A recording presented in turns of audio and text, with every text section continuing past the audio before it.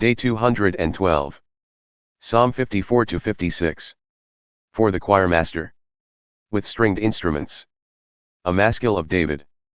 When the Ziphites went to Saul and said, Is David not hiding among us?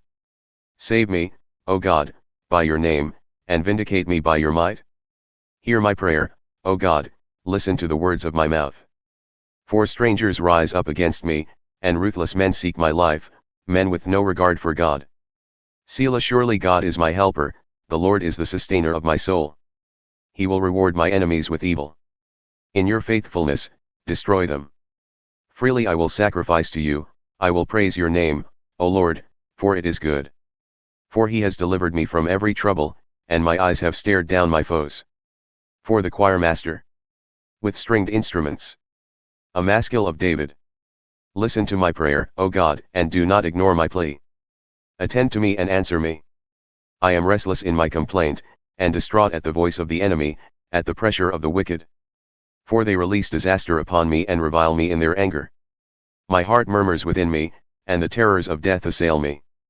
Fear and trembling grip me, and horror has overwhelmed me. I said, Oh, that I had wings like a dove. I would fly away and find rest. How far away I would flee. In the wilderness I would remain. Selah I would hurry to my shelter, far from this raging tempest. O Lord, confuse and confound their speech, for I see violence and strife in the city. Day and night they encircle the walls, while malice and trouble lie within. Destruction is within, oppression and deceit never leave the streets. For it is not an enemy who insults me, that I could endure. It is not a foe who rises against me, from him I could hide. But it is you, a man like myself, my companion and close friend. We shared sweet fellowship together, we walked with the crowd into the house of God. Let death seize them by surprise, let them go down to Sheol alive, for evil is with them in their homes. But I call to God, and the Lord saves me. Morning, noon, and night, I cry out in distress, and he hears my voice. He redeems my soul in peace from the battle waged against me, even though many oppose me. God will hear and humiliate them, the one enthroned for the ages, Selah, because they do not change and they have no fear of God. My companion attacks his friends, he violates his covenant. His speech is smooth as butter, but war is in his heart. His words are softer than oil, yet they are swords unsheathed. Cast your burden upon the Lord and he will sustain you, he will never let the righteous be shaken.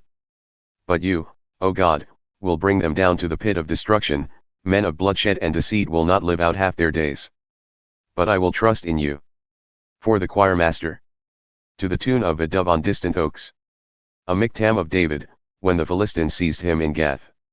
Be merciful to me, O God, for men are hounding me, all day they press their attack.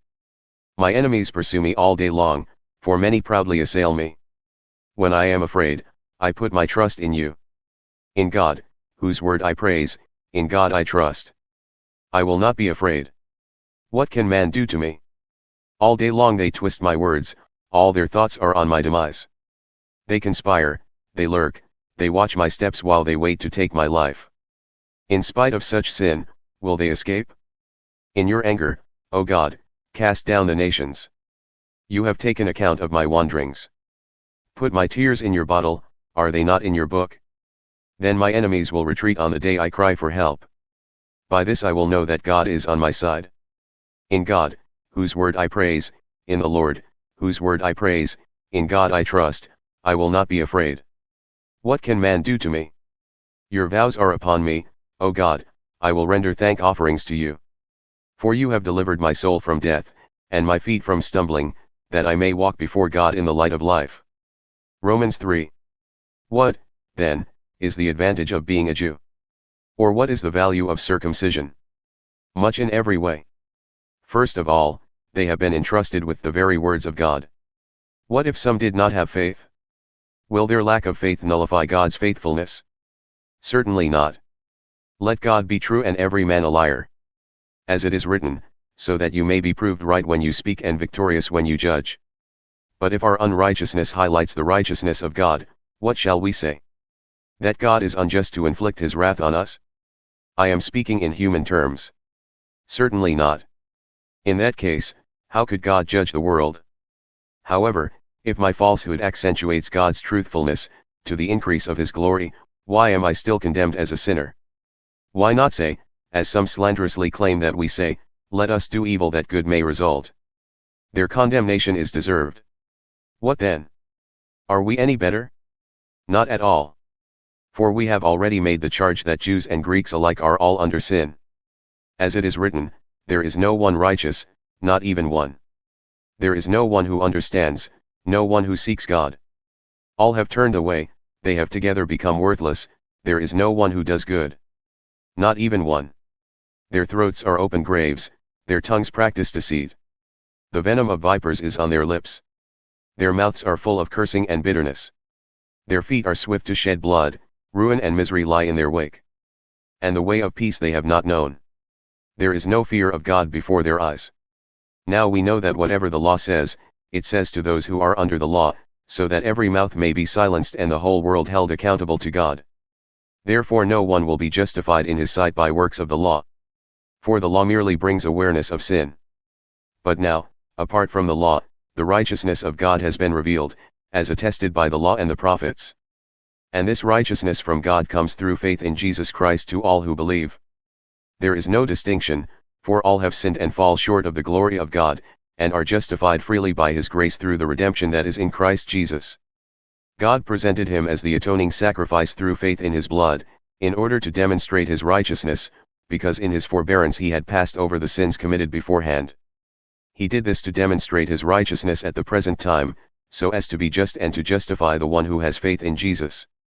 Where, then, is boasting? It is excluded. On what principle? On that of works? No, but on that of faith. For we maintain that a man is justified by faith apart from works of the law.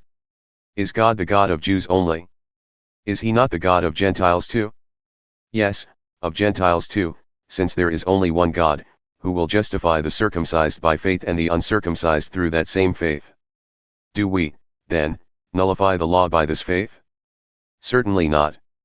Instead, we uphold the law.